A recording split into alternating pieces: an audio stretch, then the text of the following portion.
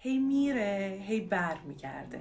عزیزم، تو هم هی پیش خودت ذوق میکنی که اگر منم این آدمه رو کفتر جلد خودم کردم، یه کاری کردم که هر جایی بره تهش بر میگرده پیش خودم. وقتی که میره حسابی عزاداری میکنی و ماتم زده میشی، وقتی که بر میگرده احساس ارزشمندی میکنی و بادی تو قب میندازی که آهان دیدی رفت دوراشم زد ولی تهش برگشت پیش خودم.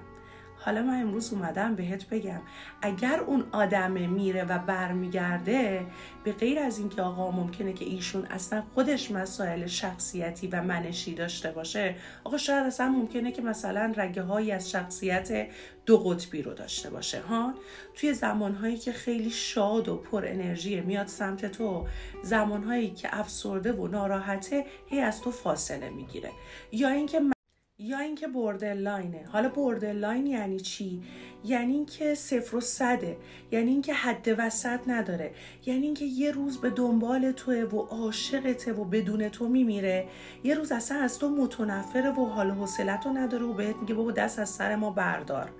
میخوام بهت بگم این مهمون ناخونده که هر از گاهی که سر و کلش پیدا میشه میبینه در این خونه و زندگی بازه، معلومه که این خونه رو صاحب میشه. من کاری به این آدمه ندارم.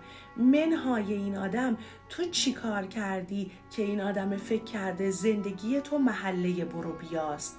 بله، تو قاطعیت نداشتی، تو خودت رو ارزشمند ندونستی که این آدمه داره با تو دقیقاً مثل یک فرد بی ارزش رفتار میکنه. اگر تو از درون خودت رو خوب میدونستی، اگر که تو یک ارزشمندی درونی داشتی، حال خوبت وصل این آدم نبود که اون وقت اتفاقا ایشونم حساب کار خودش رو میکرد و میدونست که اگر بره تو زندگی خودتو داری، کارتو داری، درآمدت رو داری، دوستات، خانواده، مطالعه، ورزش، زندگی تو منظمه. وصل این آدم نیست، گره خورده به این آدم نیست. تو ارزشمندی و برای خودت، برای زندگیت ارزش قائلی نمیشینی قصه بخوری. اون وقت همه چیز برعکس میشد.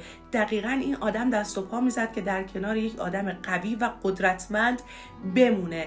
یک جاهایی اون آدمه میشه آینه رفتار ما. من و تو با خودمون چجوری رفتار کردیم که دیگری هم به خودش اجازه میده هر وقت دلش خواست بیاد این خونه رو صاحب بشه، هر وقت هم نخواست از ما بای بای کنه. خود شکن، آینه شکستن خطاست.